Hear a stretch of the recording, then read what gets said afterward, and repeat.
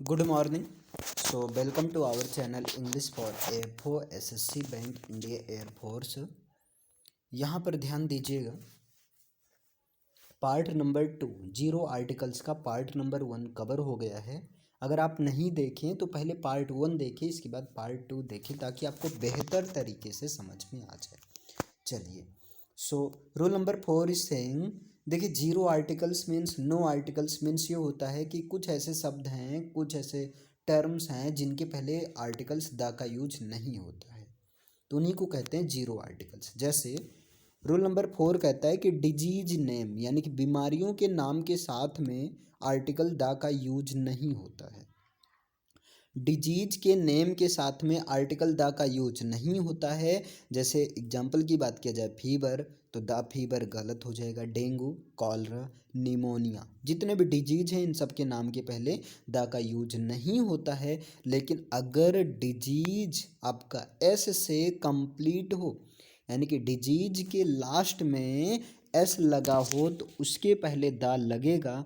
यहाँ पर एक्सेप्शन में आप याद रखेंगे, आपको याद रखना है कि अगर डिजीज एस से अंत हो रहा है, डिजीज का नाम एस से उसका फिनिशिंग हो रहा है, तो वहाँ पर दा का, जैसे मेजल्स, मम्स है ना, तो मेजल्स के पहले दा लग गया, दा मेजल्स होगा। मम्स के पहले दा लग गया तो आपका क्या हो गया, दा मम्स हो गया। क्लियर है रूल नंबर 4। आते हैं रूल नंबर 5 की तरफ। तो रूल नंबर 5 ये कहता है लैंग्वेज नेम, यानी कि किसी लैंग्वेज के नाम के साथ आर्टिकल दा का यूज नहीं होता है। किसी लैंग्वेज के साथ में आर्टिकल दा का यूज नहीं होता है। जैसे हिंदी, इंग्लिश, चाइनीज, मराठी, जो कोई भी लैंग्वेज है, लैंग्वेज के साथ में आर्टिकल दा का यूज नहीं होता। लेकिन अगर किसी भाषा के साथ में, किसी लैंग्वेज के साथ में लैंग्वेज लिखा हो, लैंग्वेज भी लिखा हो, तो उस सिचुएशन में उसके साथ में दा का यूज होता है। जैसे आप देख सकते हैं, देखिए इंग्लिश के साथ दा का यूज नहीं होगा, लेकिन इंग्लिश के साथ साथ में लैंग्वेज भी लिख दिया गया, इसलिए यहाँ पर द का यूज होगा और बोला क्या जाएगा, द इंग्लिश लैंग्वेज। इसी तरह हिंदी के साथ साथ में लैंग्वेज का भी को यूज कर दिया गया, इसलिए यहाँ पर क्या होगा, द हिंदी लैंग्वेज।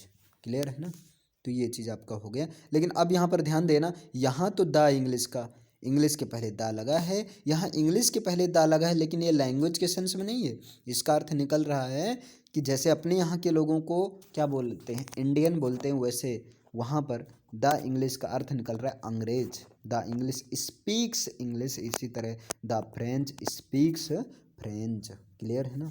चलिए आते हैं रूल नंबर 6 में।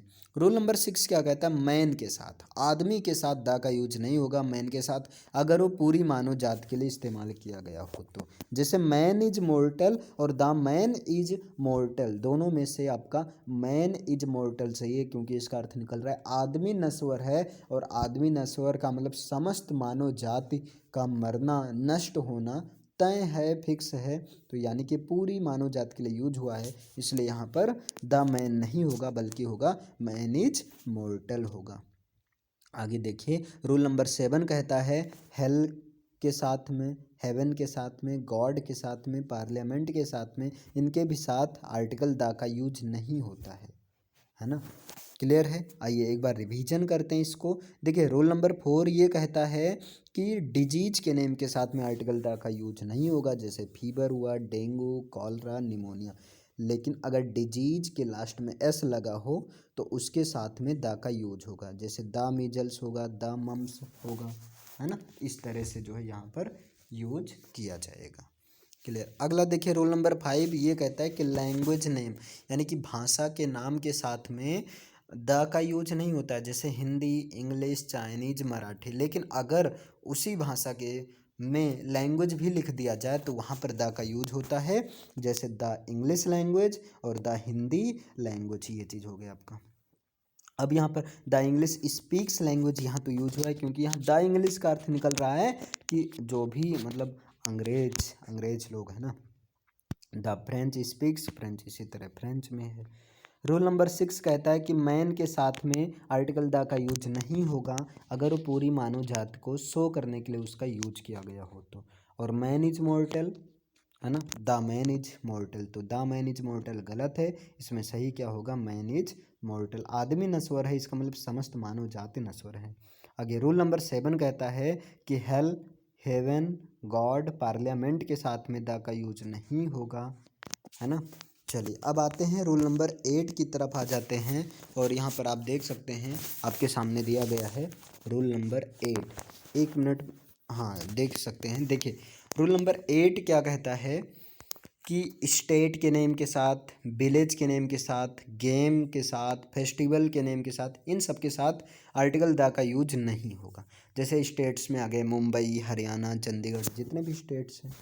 गेम्स में जैसे फुटबॉल, क्रिकेट, फेंसिंग, बॉक्सिंग, है ना, किसी के साथ में द का यूज नहीं होगा। विलेज में, अब विलेज आप कोई भी मथुरा, कंसल, बसवार कला, कुछ भी, है ना। और फेस्टिवल्स इसी तरह डिस्ट्रिक्ट, इन सब के साथ में जो है द का यूज नहीं होगा। फेस्टिवल में जैसे बैसाखी, दिवाली, होली।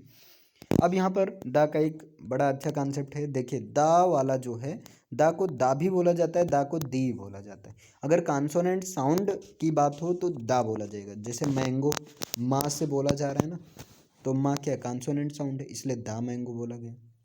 द पीपल, है ना, पीपल देखिए पास से कॉन्सोनेंट है, इसलिए द पीपल। द बुक, है ना।